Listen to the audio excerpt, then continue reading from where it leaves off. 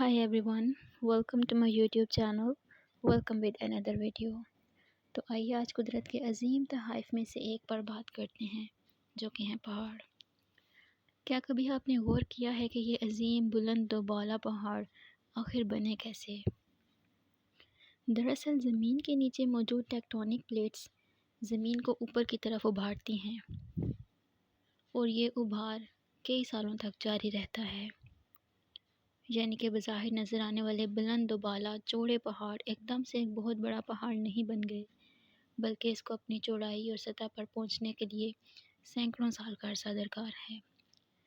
Tectonic plates کیا ہیں، کیسے حرکت کرتی ہیں، کیسے کام کرتی ہیں، آئیے اس کو مختصر الفاظ میں پہلے سمجھ لیتے ہیں۔ اگر آپ بسکٹ کے 2 ٹکڑے لیں اور اس کو کریم کی ایک باریک سطح پر رکھ دیں، اب آہستہ آہستہ ان دونوں ٹکڑوں کو آپ ایک دوسرے کی طرف سرکاتے جائیں تو دیکھیں گے کہ درمیان میں بسکٹ اور کریم کا ملا جلا سا ایک پہاڑ نمودار ہو رہا ہے۔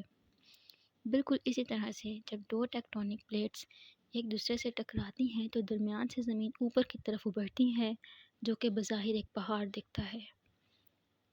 دوستوں، کیا آپ جانتے ہیں کہ دنیا کا سب سے بڑا پہاڑی سلسلہ ہمالیہ ماؤنٹینز کا ہے، جو کہ 1500 میل تک پھیلا ہے، جس کی وسعت بھوٹان، نیپال، پاکستان، چائنا اور بھارت تک پھیلی ہے۔ آئیے اب بات کر لیتے ہیں کائنڈز آف ماؤنٹین پہ۔ تو دنیا کی سب سے بڑی اور مشہور قسم پہاڑوں کی جو ہے وہ ہیں فولڈ ماؤنٹینز۔ دراصل یہ پہاڑ ٹیکٹونک پلیٹس کے آپس میں ٹکرانے سے ہی وجود میں آتے ہیں۔ پھر آ جاتے ہیں fault block mountains. Fault block mountains تب بنتے ہیں جب زمین کی سطح پر دراڑیں پڑ جائیں۔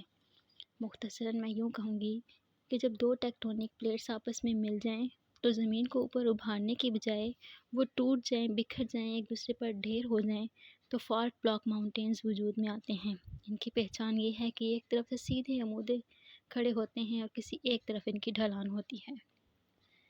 پھر بات کر لیتے ہیں ہم ڈوم ماؤنٹینز کی۔ تو ڈوم ماؤنٹینز کے وجود کا بڑا ذریعہ ہے زمین کے نیچے موجود آتش فشاں میگما۔ جب آتش فشاں میگما ایک بڑی تعداد میں زمین کے نیچے ایک ہی جگہ پہ اکٹھا ہو جائے تو زمین کو اوپر کی طرف ابھار دیتا ہے۔ وہ زمین جو اس میگما کی وجہ سے ابھری ہوئی ہو وہ ایک ڈوم کی شکل میں اختیار کر لیتی ہیں۔ اب بات کر لیتے ہیں والکینک ماؤنٹینز کی۔ تو جیسے کہ نام سے یہ ظاہر ہے کہ لاوا پگھلنے کے بعد تہ بتہ اکٹھا ہو کے ایک پہاڑ کی صورت اپنا لیتا ہے۔